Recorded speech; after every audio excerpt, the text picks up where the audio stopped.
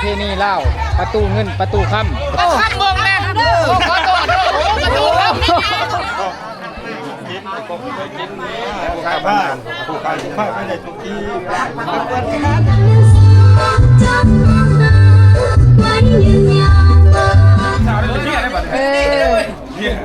แล้วไผอยากเห็นใจอ้ายให้เมื่อตาใส่น้ำแจ่วคันมันเสียบเจ้าใจอ้ายกระดังขั้นนี่ก็ตัวอยู่ ต่อไปมีแต่ว่าสิเข้าห้องฮ้อได้บัดนี้ทุกคนเลย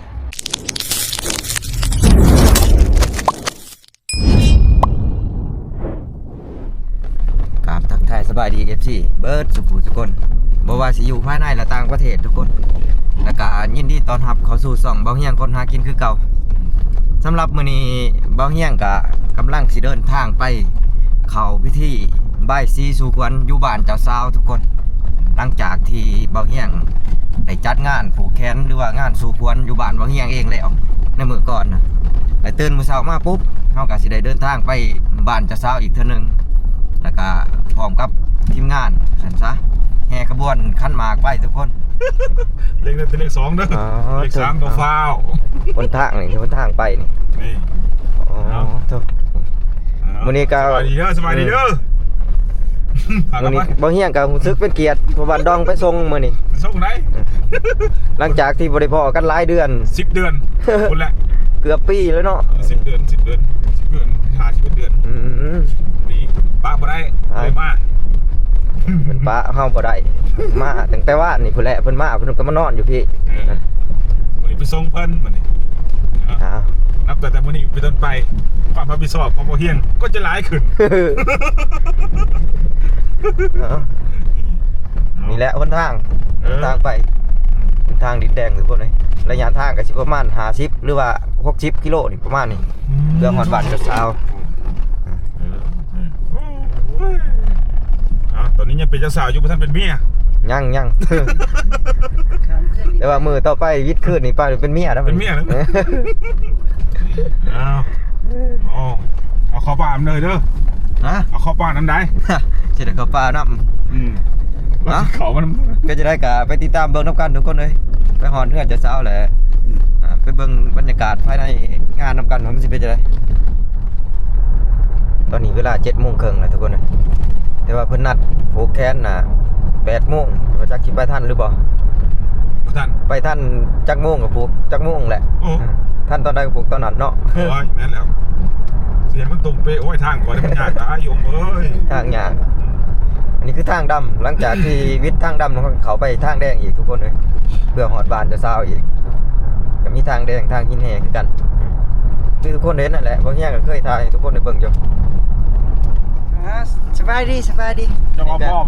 จะเบาป้อมเหมือนกันแต่ว่าเขาไปในมื้อนี้จะเบาป้อม2คนเลยเพราะว่าเพิ่นแจ้งมาเพิ่นว่ามีไผป้อม2ก็เลยเอาผู้ว่าป้อมมานี่2น้องบ่ซะ เอาคนละ2เลย ไม่จะให้เขาจะได้เมียนับนี่แน่ไม่เท่าเพราะว่าได้ เรี ดิ ยกป้อมป่ะ จังว่ามีป้อมมีจริงเนาะตามมีข้องประเภทนี้ก็ฉันจ้ะ แล้วแต่เพิ่น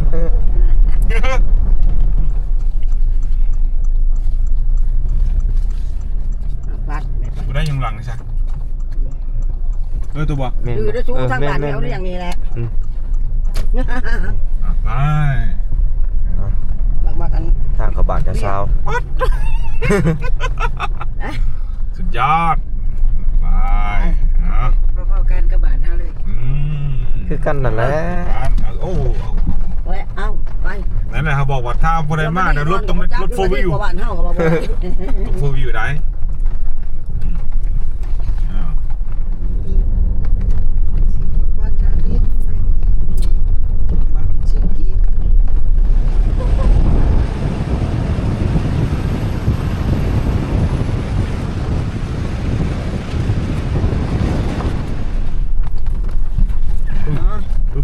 ฮอนบ้านจะเศร้าแล้ว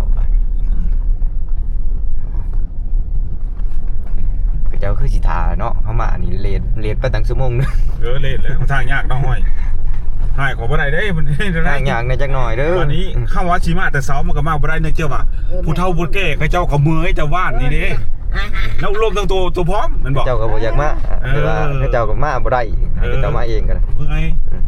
เอาบ่เป็นหยังมาฮอดเลยเด้ เอานี่แหละ ไปสิเรื่อยๆผมก็ได้ ฮอดแล้วแต่ว่าเพื่อนน่ะอยู่ในเพิ่นได้ เพิ่นอยู่ไหนเนาะ ในทางเขาย่างเขาน่ะ อ๋อจะรถใช้ซอนี่ รถได้ใช่เหรอ ซอนี่ก็ได้เนาะ อยากไปอีกจักหน่อย เชื้อใช่ป้านี่ เพื่อนอยู่ปีนี้เขาเพื่อน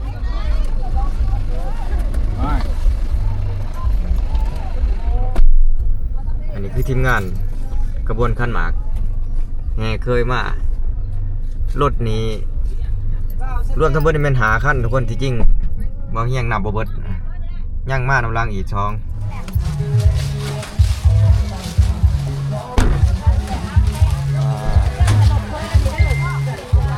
ครับก็จะพอเนาะเอามาหอนงานแล้วบัดนี้ทุกคน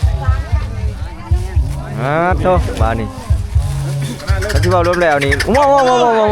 โอ้ทักทายสบายดี ไม่ใกล้ของมาซอยดังดอกตะบอง มันเห็นไก่ต่อบ่สัญญาณบินใช่ จังไหนเคยเอาจ่องอยู่บ่ ห่วยเอาแล้วเว้ย แห่มันขึ้นผู้คือบ่ได้ถือจ่อง ห่วยท่านก็ขึ้นผู้ จองไปได้ไม่นำไปจอง ใช่แล้วเจ้าบ่าวป้อมเฮาอีกคนหนึงอยู่ไส ต่อล่ะ ถึงว่าเด้เห็นทางนั้นจะว่าบ่ได้ บ่ นี่ก็ป้าบุญเฮียงเด้อนี่ผู้ติดแม่บุญเฮียงนี่ป้าตัวนี้ นี่อันนี้มันเคยป้อมเฮามี2คนเลยนี่โต อยากรอแน่น้อยหนึงแล้ว ไปเบิ่งไพ่ป้อมนี่จักสินั่นเป็นไผวายเหรอ ไพ่ป้อมมันก็ต้องจับคู่ไผคู่มันเลยเด้อ แล้วมี2 วายเหรอ ให้ได้โชคได้มานคือกันได้ปีหน้านี่เคยป้อมเบิด2คนนี่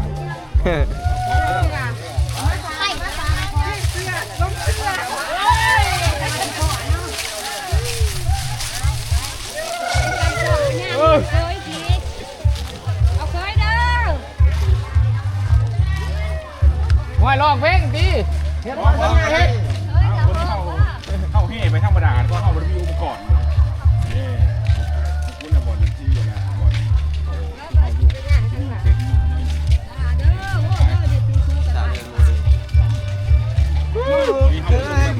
มาเคยสิแม่เขาบ่ซ่าแน่บ่แน่ เท่าแก่ประตูครับฉันวันเองชื่อ1แถม2นะพี่น้อง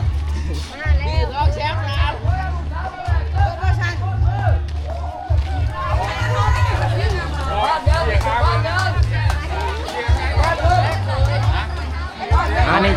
จะเป็นด่านแมนบอพันมอง แมนเว้าจังหนึงก็ตามหีบของประเพณีลาวประตูเงินประตูค่ำ ประตูเงินประตูค แมนประตูค่ำนี่บ่ ำแมนโอ้ใหญ่เลยทุกคนเลย ของแท้ตินี่ แม่นของแต่ จับได้บ่บ่จับมือเจ้าหันได้บ่ จากด้านอันนี้สอง มาหลายประตูแท้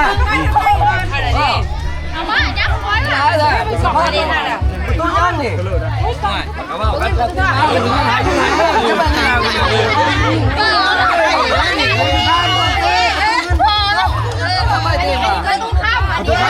ค่ำโอ้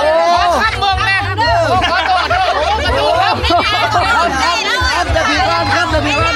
ทำไปสิก่อนบ่ ค่ำด้าน ไม่ยากกับยันบ่ได้เขากับผ้าผ้าร้านเขาไป เอาไปเผามาป้ายกให้ยกให้แล้วมัน สูตรผักวัน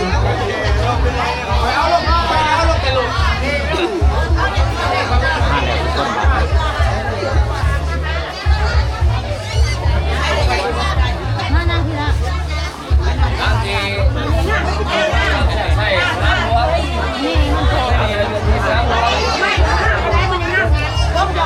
แต่ว่าตั้งแต่เช้าหันยับเขาใกล้ๆนี่ดูแก้มให้เบิ่งไปดู มีมาเจอจัดให้มานี่มันตูปาดเดียวมานี่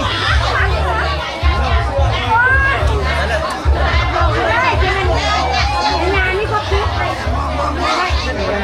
เช่นแม่น เส้นใบชมรสบ่แม่นเส้นใบชมรสอ๋อเส้นเดี๋ยววันนี้เด็ดเส้นใบชมรส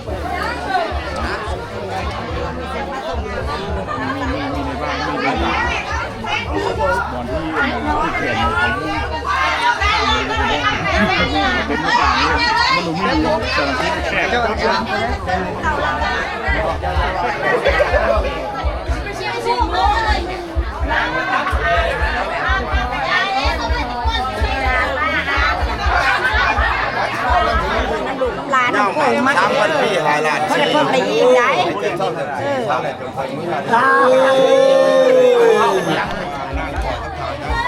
เขาเฮี้ยง ข้าวเมี่ยง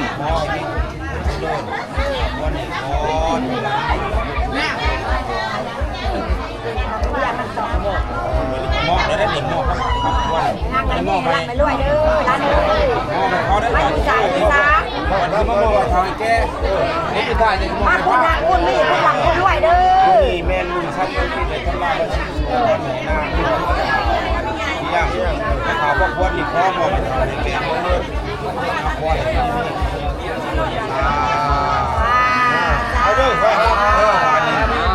หม้อข่าวพวกควนนี่คล้องหม้อไผ่ผ้าไผ่มีมันแค่ยืดชื้นเลยเราพื้นที่ไม่หมดเลยนะก่อนจะลาไปดิโดยอาชีสีมือนี่โตไปนี่มันโตมาเช่นนั้นไปนี่มันคันในแก้วเขาแก้ตุ๊กเลยพอปั๊มน้ำตามีทั้งดวงมาล่าผู้ป่าดอกไม้เทียนทุกใจทรงที่น้ำมวนม้วนพลาหน้าคนใหม่หาได้แล้วทุกเจงก็ดีนี่มันไข่เป็นเครื่องกับเครื่องโอ้ยดูแล้วอ้วนเลยผมเป็นใจผมคนใหญ่จังกระทบขนมปุ๊บลูกอีอาหารทุกอย่างถ้าคนฟังจังใจใจกลางใครเขาว่าเรื่องการให้สิ่งรักคนจะใส่มองคนไข้บุญคนคืออ่านการทำงานในทุกคนว่ามาดู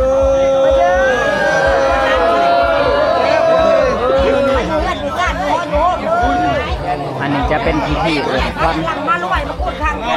ได้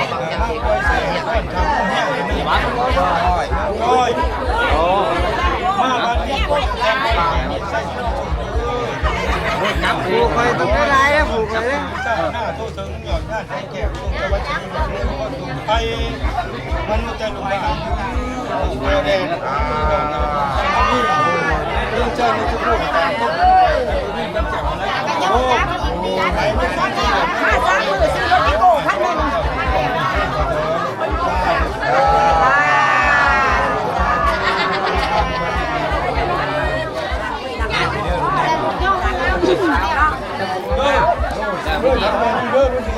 ได้รู้ผ่านคุณบ่จับไป รับเลยบ่ ได้บ่ ได้แล้วได้แล้ว จับไปนั่งจับไปทุกไหน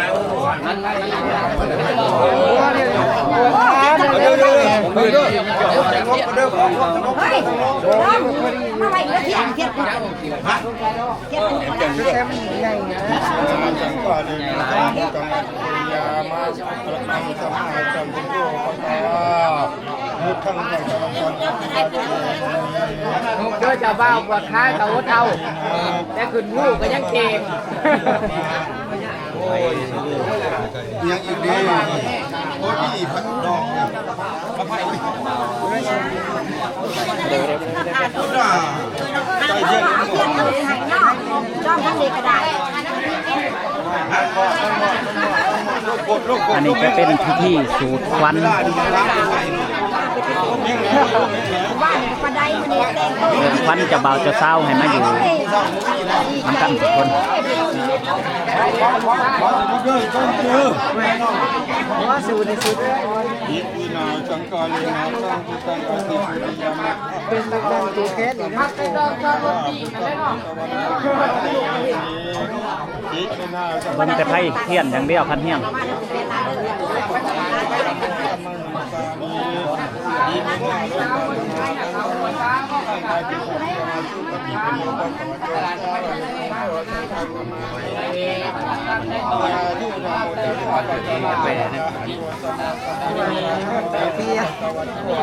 ถอยเลยเพื่อนใช่แรกเพื่อนแล้ว เขาโนจะซาปัตตวันตัวดูไทยมาสังนี้จะยังเป็นตัวจริงจะเก็บ นั่งบน เรื่องที่ได้ถึงจะเก็บมาในทิพย์เป็นอะไรที่จะการ เป็นได้เตะพัน สอง เทพมาใจยันผู้เทวากันตักวันนักราจิตตันตาจันทิเตยังวันยันนาจาเจ้าสัมปทาวันนักกันเอาอาญาปัตตาสัมปทาวันนัก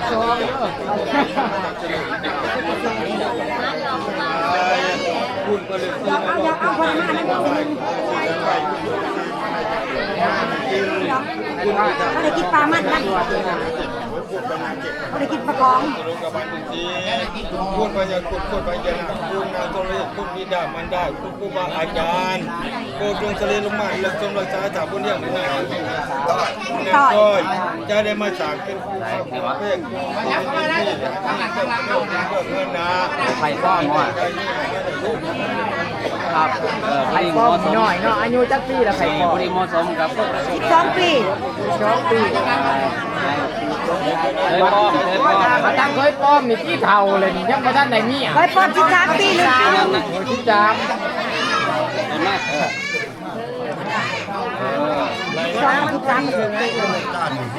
อ๋อมันนั่งบ่ได้ทรงแตก โอ้ยมันทำยังเหยียบอย่างนี้ทำ โอ้ยรีวิวบริการอะไรก็เป๊ก กินบอกไปกินนี้บอกกินตัวนี้กูอยากคนดูมาพันกว่ากินแล้วคนนี้มาพันกว่ากินแล้วถ้านี่ผมจ้างกดกินตรงกองนี่ผมกองกดกินเดียวกดกินเยอะมากให้จ้างกดกินใหญ่ไปจ้างที่ไหนเลยอุ้มระงับซับปันระงับอุ้มระงับซับปันระงับอุ้มที่กินระงับซับที่กินก็เห็นไว้ไงก็เห็นเรา พอดีที่คน เราคือพี่นำเราได้หลายเด้อ เราเดินคนเริ่มมาแล้ว บ้านผมก็เห็นได้ไงนักจ่าจ่าก็จ่าโอ้มา โนเมอร์จะบ้านเช้า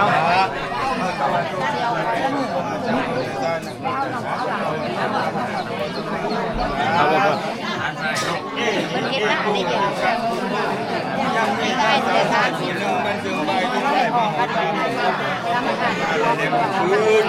แล้วไปอยู่ละแวกแค่ไปแล้วจึงเห็นกูกำหนดการหาคุณการต้นเลยเลยกว้างเป็นทางการที่แจ้งให้บ้านเป็นไป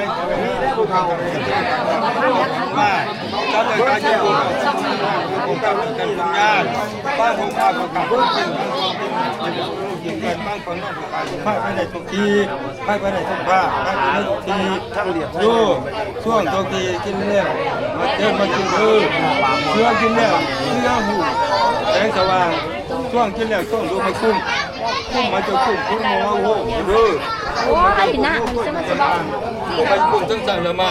กุ้งมันจังจังกุ้งตัวชากุ้งอยู่ในเรือนกุ้งมันจะกุ้งตัวเงินอยู่ในใจกุ้งมันจะกุ้งทั้งหลุมหลอดในท้องตัวมาให้กุ้งหน่อยนี่ท้องที่แล้วไปเลย เอาบ่ไอ้กินมาทุกคน เอากินผู้ละเล็กละน้อยเด้อลูก กินคนละเกินคนละเกินกินแล้วที่งานแต่งทุกคน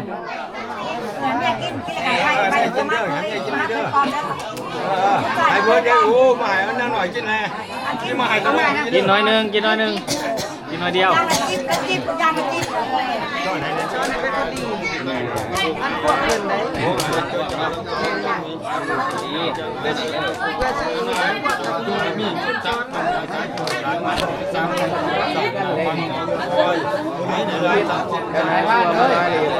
พอไปนี่ก็จริงที่บ่เคยพ่อก็สิพ่อจริงที่บ่เคยเห็นก็สิได้เห็นแล้ว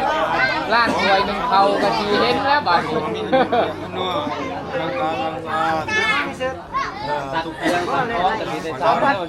ไปซักแล้วน้ำเนี่ยเกินลูกเกินเต้าห่วยชินก็สิได้ซักแล้วนะ อย่างได้ แต่เริ่มไปแล้ว เดี๋ยวนี้เหรอ เที่ยง เอาขึ้นด้วยก่อน เอาให้เพิ่นก่อนเพิ่น เดี๋ยวไอ้พ่อภาพเนี่ย แล้วยังผู้ได้ไม่ดองเฮ้ยพี่ไม่ดองโอ้ยมันไม่ดองยังนมคือกันเนาะ เนี่ยมือนี่ ทั้งคือใส่นี่จะใส่แล้วไงเนี่ย ก็เห็นใบแดงๆที่คืออะไร เป็นพวกพวกเป็นเราไปแดงนี่บ่อยากมาได้มาผูกเจ้า มีแต่ใบกล้วยเด้อบ้านดองมีแต่ใบกล้วยกับใบกระเพาะ ไปแดงบ้าน ไปใส่มันใหญ่แน่น้องแซงได้เห็นคืออะไรมาทำไงบ้านเพิ่นบ่ส่งติดได้แดงไปกล้วยเด้อ สิผูกแขนพันเฮียงบ่โอ้ใบ50ใบ50ได้พ่อใหญ่จอยผูกแขนล้านคนเลยหลังจากผูกแขนล้านแล้วเพิ่นก็สิได้เมื่อแต่เพิ่นยังสิขึ้นผู้ฮะ แค่ให้สู้ให้ต้อนเขา โอ้โดยพ่อใหญ่จอยผูกแขนล้านทุกคน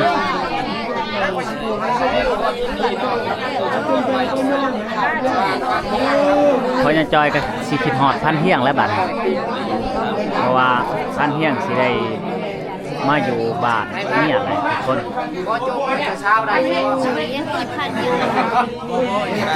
บ่ได้ตายแหละ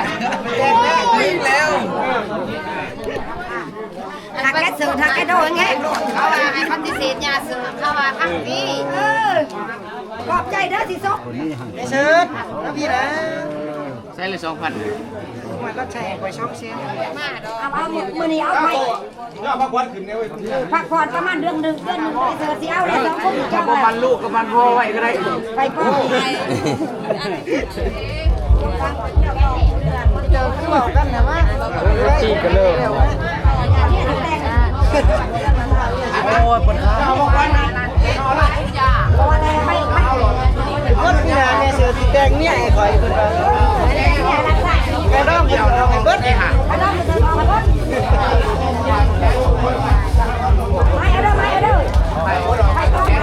่ยคู่ได้เอาผู้เดียวก็พอแล้วไปเชียวลายไปมักเที่ยว พักวันกูแหละ บ้านมันก็มีผ้าที่กินมาอยู่ฝากหวยไปเจ้าอยู่ฝากหวยหน้าฝากหวยได้ ไปก่อนได้เด้อ โอ้บูมเลยบ่ดิแม่จะมีกันเลยบูมเลยอยู่นี่เอาแก้วมาหยิบเลยมียังขาหักแป้งกันคอยกับเก่าขาแป้งกันเก่าน้องสาวแป้งกันเก่าเด้อพ่อแม่คือกันติดตามต่อไปว่าจะเลี้ยงเขาเนี่ยแหละนี่ไข่ป้อมนี่จะก็ถือไข่ไก่เลยมันพอดีเลยนะบริการดี มาไทยเบิดหน่วยรถที่ หน่วยบ่ทั้งนี้กับสิปอนกันนี่ทั้งนั้นกับสิปอนกันเนาะ โอ้จะบ้าเฮานี่อยากแก้แล้วตาย โอ้ยวันถึงนี่ ชาวพยัญชนะถือพี่น้อง ใช้เลยนะกันนี่จะได้เก็บทำยังไง เอาบาดหัวแก้มแน่เก็บได้แก้ม หอมจะได้ใครอยู่ในป่าอยู่นี่มันก็บินเลยเนาะ หอมก็ได้เนาะ ก็ได้เรื่องหนาเลย หอม หอมจะเดินดี เจ้าสาวไม่พอดนน้ำไม่1 2 3 โอ้ย ดีใจเลยพี่น้องเลย บัดตอนงานบ้านม่องนี่คือบ่ได้มีหอมแก้มหอมหยัง สาวบ่ให้บอกได้งานมุ่งหน้าพากันสู่หาเฮ็ดทางบนคิดได้ยากแนวใดก็ขอพึ่งพาใช้น้ำลูกน้ำหลานนี่แหละคือว่าเจ้ามาชมอยู่หาอยู่บ่มีก็บ่มีก็แม่นเจ้าและเป็นดังเป็นดื่นอยู่ตั้งทุกทีพ่อกับเจ้าได้เด้อมีลูกกับเจ้ามีหยังให้พากันเฮ็ดกันทำให้พากันสร้างกันแม่ให้มีอายุมันข้าพละเอามันนี่กราบตัวเดียวเอาจับเอาไปชมมาไปคนละอย่างเด้อครับคนละ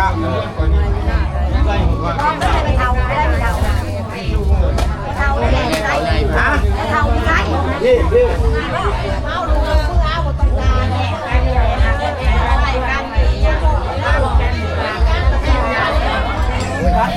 พันมั่งแซ่บอยู่วะ บ่แซ่บปานใดบ่มีผู้สาว โอ้ยเนี่ยแหงเราน้ำข้น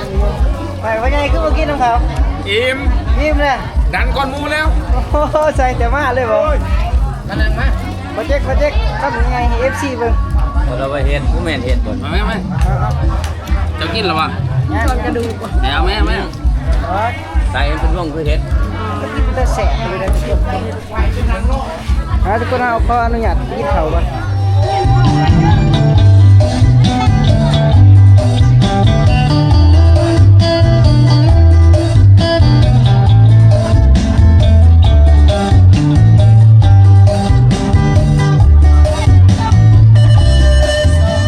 หวังห่วงเป็นทองเป็นเดียวคงอยู่สู่ชีวิตโอสูจะอยู่ด้วยกันจนสมจำไว้ยืนยาวมา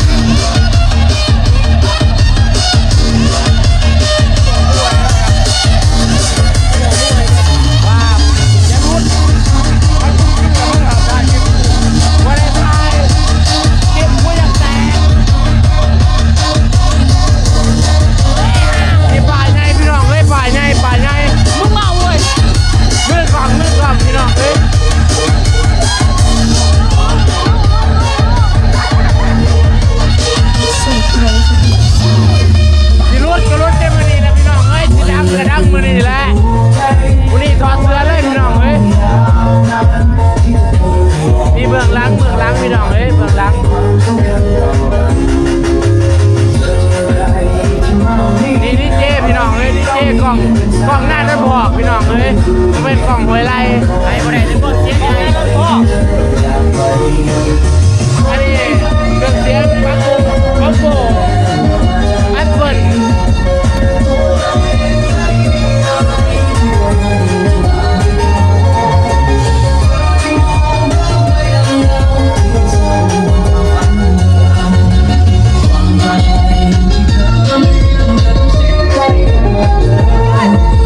โอ้ยมาแต่งกันไปนะ กักเลย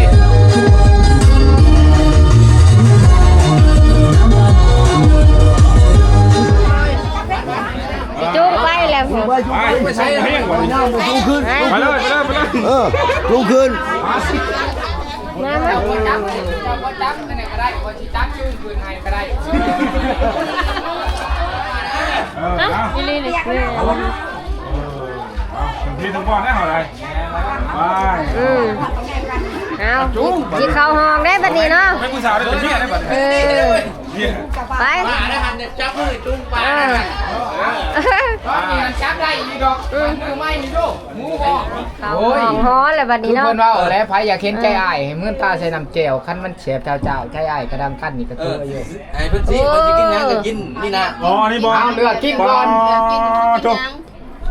กินบ่นี่ กลัวกินก่อนเนาะ บอคือมีน้ำตาล กินหยังก็ได้บ่นี่ มีแจ้วทุ เอก อกินบักพริกดิ เพราะว่าตัวหนาไปถ้าสำหรับข่อยคิดนี่มันสิมีทั้งหวานทั้งเค็มทั้งเผ็ด บออันนี้เป็น อย่าเมียนจำนั้นก็จำบ่ เป็นประเพณีมันได้จะได้นะ อืม ประเพณีประเพณีจริงๆอาหารดีๆ โอ้ คำใหญ่ๆนี่ที่จังอิ่มไว้ เดียวใจเดียวเนาะกินพร้อมกัน เอามาพริกบัดนี้มาพริกหั่นคนละหน่วย กินก็ได้เนาะเอาจักมาข้ามแดงเนาะ เอาบ้านนี้ทุกคนเลยตอนนี้พิธีสู่ขวัญก็แล้วเป็นที่เรียบร้อยบ้านนี้ทุกคน ต่อไปแหละเบาเฮียงกับสาวต่อยก็เป็นผัวเป็นเมียกัน